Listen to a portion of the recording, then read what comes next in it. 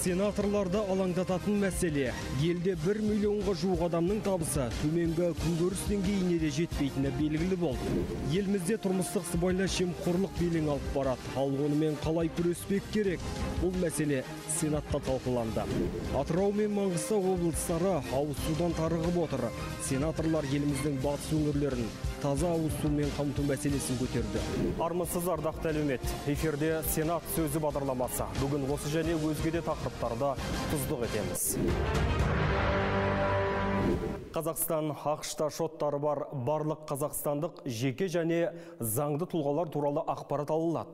Осы аптада Сенат Қазақстан мен ақш арасындағы салықтық қатынасты нығайтатын келісімді қабылдады. Заңға сәйкес ақш қаржы ұйымдары мен халықаралық іскерлік операциялар жүргізетін барлық шетелдік қаржы ұйымдары ақш салық төлеушілерінің шоттары туралы ақпарат беруі тиіс.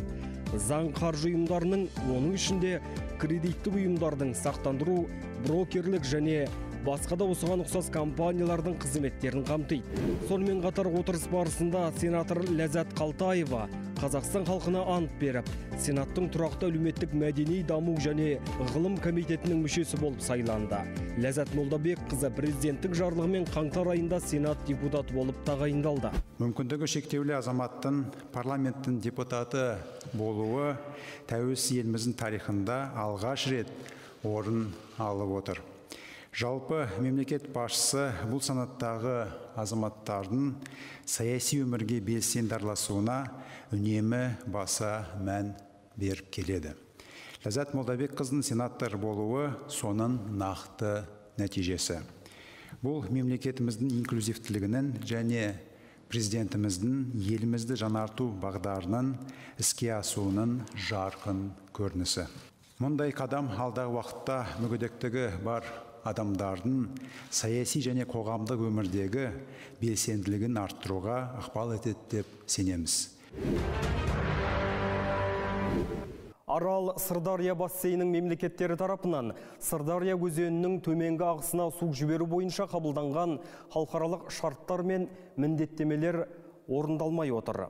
Бұл мәселені шұғыл шешпесе, салдары ауыр болуы мүмкін. Депутат Мұрат Бақтиярұлы премьер-министрдің атына сауал жолдап, тиісті ұсыныстарын айтты.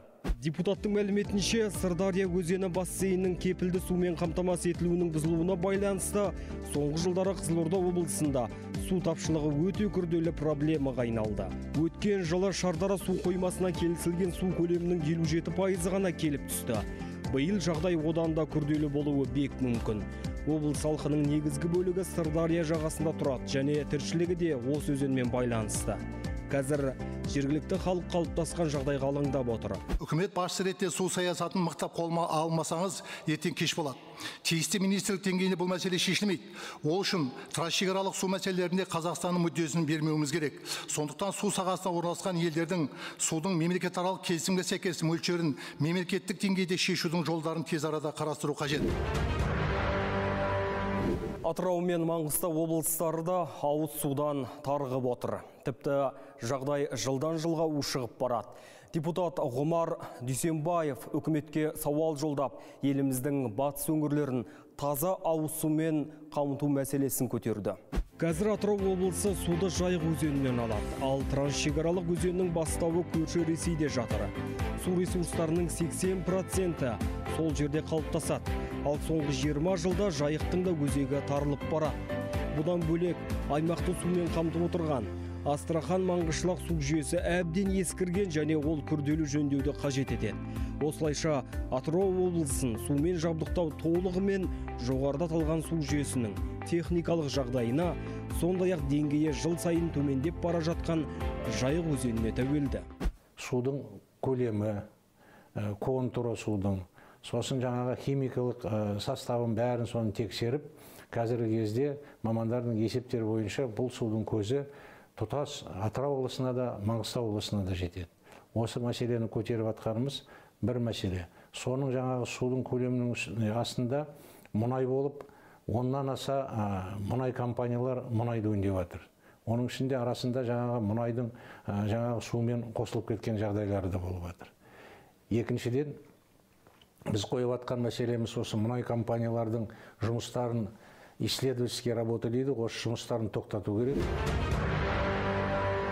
Осы аптада президент үкіметтің кеңейтілген отырысында елді толғандырған өзекті мәселелерге тоқталды.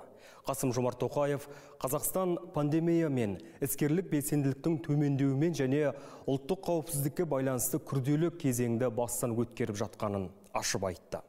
Үкіметке нақты тапсырмалар жүктеді, ал мемлекет басшысы айтқан жаңа Қазақстан құру жолында парламентке артылар жүктелер жауапкершілікте өте зор дейді сенаторлар. Қоғамның үнін естіп, халықтың тілін түсіну және дер кезінде шаралар қабылдау кез келген келеңсіздіктің алдын алудың негізгі алғы шарты. Оны қаңтар қасірет айқын көрсетті. Және ол тәуелсіздігімізге қатер төндірді. Президенттің айтқанын осылай тәпсірлеуге болады.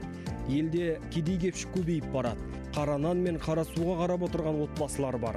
Қазіргі таңда 1 миллионға жуық адамның табысы ең төменгі күнкөріс деңгейіне де жетпейді. Бұл соңғы 10 жылдағы ең нашар көрсеткіш. 1 миллионға жуық халықтың кедейшілік деңгейден төмен өмір сүру әрине өте қауіпті де өте қиын, өйткені жаңағы табысы болмаған азаматтар тек қана сол зейнетақы мемлекеттің тарапынан төленетін әлеуметтік жаңағы баланың күтіміне байланысты, болмаса жаңағындай жұмыстығына байланысты, болмаса жаңағындай отбасындағы мүмкіндігі шектеулі балаларына байланысты жаңағындай төленетін төлемақылардың арқасында өмір сүріп отырды деп айтуға болады. Шетелге кеткен қаржыны дереу елге қайтару қажет. Президент үкіметке 2 ай уақыт берді. Осы аралықта министрлер басқа мемлекетке заңсыз жолмен шығарылған ақшаны қайтару жөнінде ұсыныс әзірлеу керек. Ел президентінің тапсырмасыменен өткен жылы өнеркәсіп саясат туралы арнайы заң қабылданған болатын. Осы заңның шеңберінде өнеркәсіпті дамытуға қолдау көрсету, өнеркәсіпті шикізатпен қамтамасыз ету мәселелерінің бәрі осы заңның шеңберінде қаралған. Бүгінгі таңда бұның да жеңіл өнеркәсіптінде жалпы ішкі өнімдегі үлес салмағы 1%-ға жетпей отыр қазір.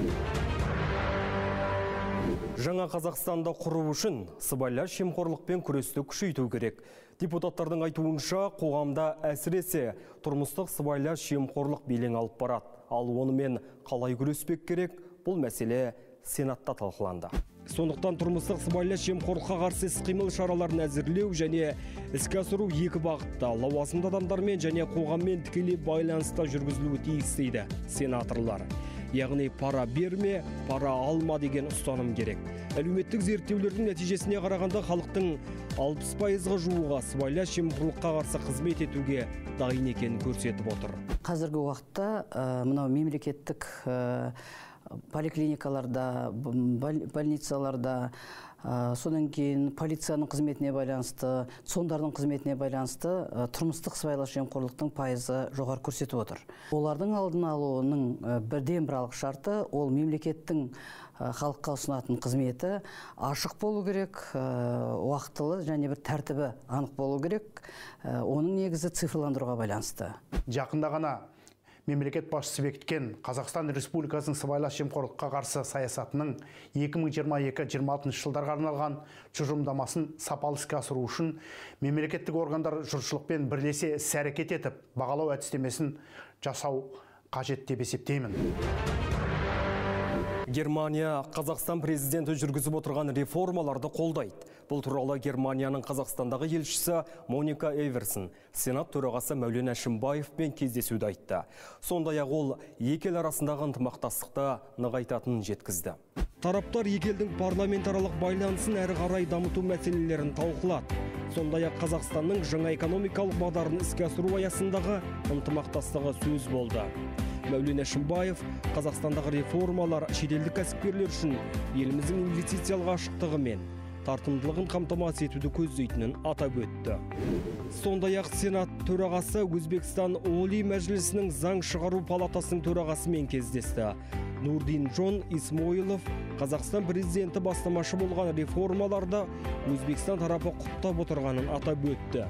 Ол сондай-ақ Қасым-Жомарт Тоқаевтың көптеген бастамалары тек Қазақстанға ғана емес, бүкіл Орталық Азия өңірі үшін маңызды екеніне тоқталды. Осымен Сенат сөзі бағдарламасының кезекті саны аяқталды. Сауатты қоғамда салауатты өмір сүрейік.